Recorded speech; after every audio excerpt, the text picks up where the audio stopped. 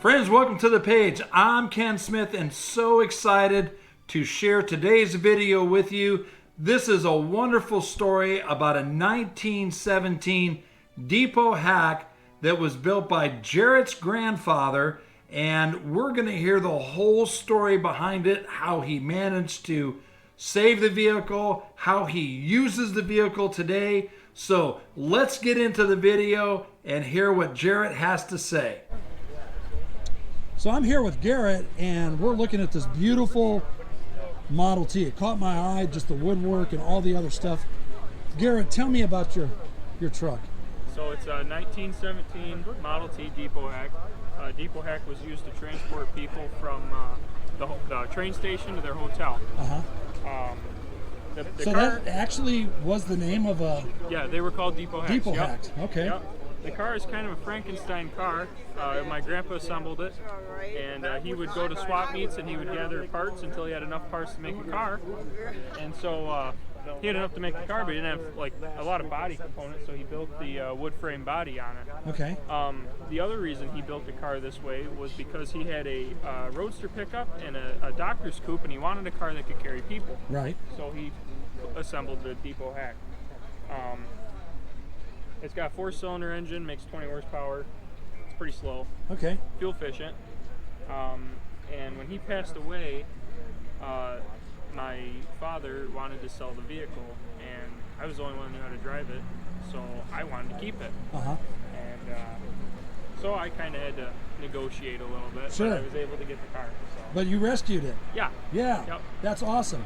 So, have you driven it other than here to Old Car Festival? I drive it all over the place. Oh, that's awesome. So yep. It's a driver. Yeah, well, the tires are getting a little wore out. Okay. So, yeah.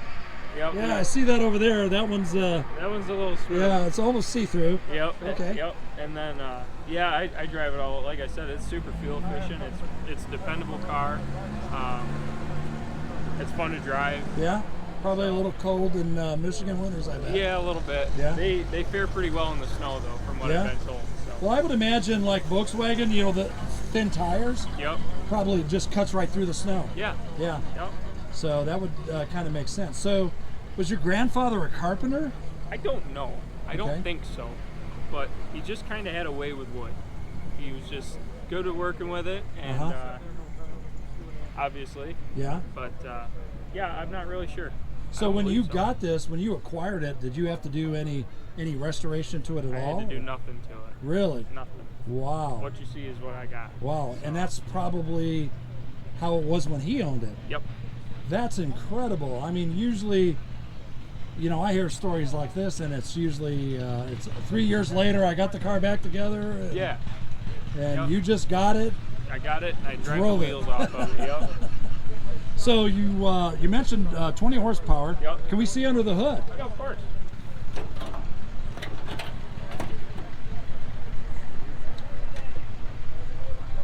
All right. So I know that the Model Ts don't have the typical Aluga horn. Is that correct? No, well, some people put them on. This has got a magneto horn, so the magneto is what kind of generates the spark. Okay. And that's what this is. This runs off the magneto. So if I've got it switched to battery power, that won't work until I switch the key over to magneto power. All right. So you almost have to have it running. Yep. The other thing is this car doesn't have an alternator because it doesn't have electric start. Gotcha. Okay. So this is a water pump. Wow. That is one long shaft that I would imagine needs to be lubricated quite often. So there's a grease zerk here, and then you'll see these grease caps kind of throughout. Okay. And you fill these with grease. All right. And you just kind of screw them in until the grease comes out either side of the shaft like that. Okay. And when that happens, it's greased. Oh, and then goodness. When this cap bottoms out, you screw it back off, you fill it back up with grease, and you thread it back on. That's crazy. Yep. All right, so then magneto, hence the reason why we don't see a distributor. Right. We've got 4 spark plug wires going to 4 magnetos, right? 4 coils. 4 coils, yeah. Coils are back here. Okay. And it does have kind of a distributor. It's called a commutator, and it works off of ground versus generating a spark. So I can open that box up for you too. Yeah, sure, that'd be great.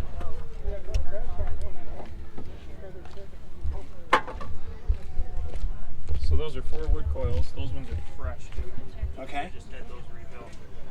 And 1 coil per cylinder. Alrighty. And then the commutator you said is what kind of acts as a distributor? Yep, it acts as a distributor. It grounds the coil, and then whatever coil it grounds is the one that generates the spark. Okay. So I noticed something that's kind of unique. Okay. That I haven't seen on other Model Ts. Maybe you can help me out. Okay. That center pedal looks like it's got an extension. Yeah, that's because, so that's kind of aftermarket thing. It's because when you push the pedal down to reverse, okay, it's so far in here you almost have to turn your foot sideways. That was something my grandpa put on there to keep it kind of on top of these other 2 pedals.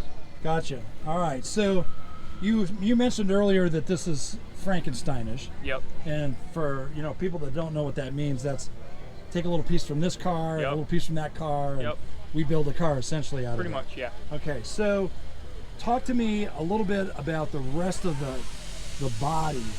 Did your grandfather build all of this woodwork? Yep, from, well, this and then firewall back from here up. Wow. So, I like the Ford Motor Company label there, but he didn't build that. Obviously he got that from from a swap meet or something like that. Is this your grandfather's name? Yep. Wow. First cook. Okay. So that's kind of special in and of itself. You've got your grandfather's car or truck, and it's got his name on it. Correct. Way cool.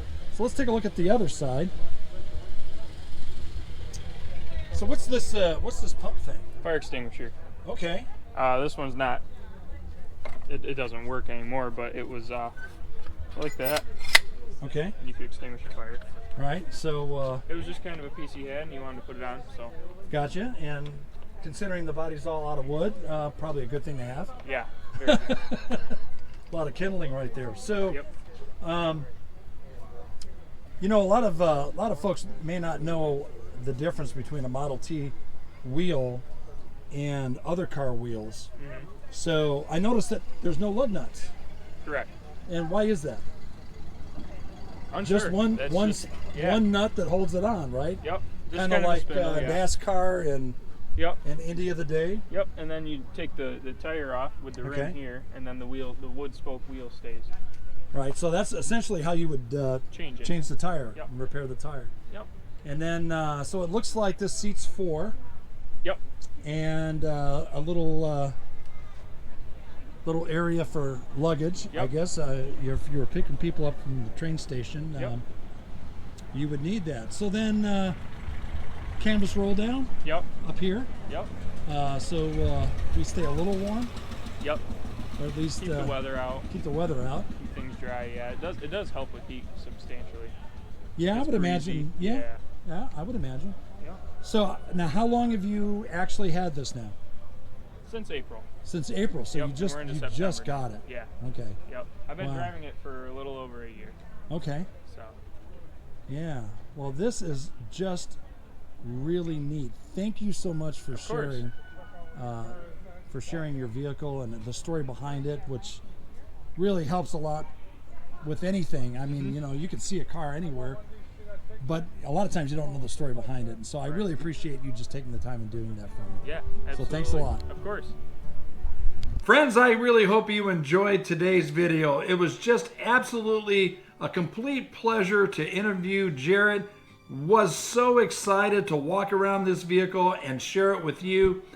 It just was really amazing to see a young man so in love with a piece of history, and more than that, a piece of family history.